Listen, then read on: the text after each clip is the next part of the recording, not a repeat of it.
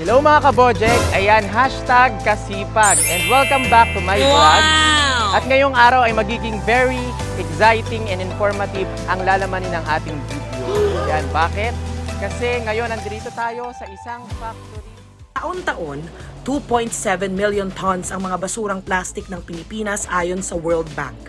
Araw-araw, 7,000 tonelada naman ng plastic waste ang nakokolekta sa bansa. Sa katunayan, sa buong mundo, ikatlo ang Pilipinas sa mga bansa na may pinakamalaking kontribusyon sa mga basurang plastic sa karagatan. Isa sa mga epekto niyan ang matitinding pagbaha tuwing bumubuhos ang ulan. Pero alam nyo bang sa sobrang tindi ng plastic pollution, nalalanghap, nakakain at naiinom na rin natin ang plastic? Kaya naman, isa sa mga napakagandang proyektong pangkalikasan ang ilang taon nang nainunsad ng Villar Sipag Foundation sa pamamagitan ng ating Senadora Cynthia A. Villar ang factoring ito upang gumawa ng mga plastic school chairs na mula sa mga plastic waste. Kasi ang intention naman natin is ma-process natin yung ating mga waste plastic.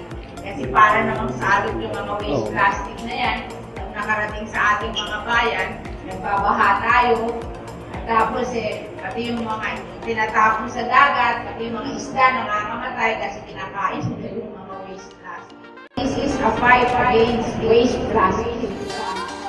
Ang factoring ito ay mayroon sa Iloilo, Cagayan de Oro, at syempre dito sa ating bayan ng Las Piñas. At narito ang mga proseso kung paano nga ba ginagawa ang mga upuan ito.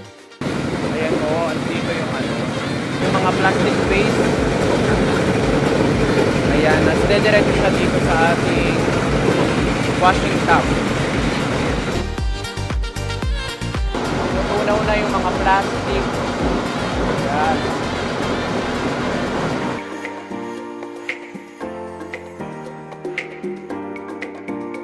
At syempre, after matunaw, ayan, ano nangyayari, no? Nahulma na yung ating plastic na natunaw.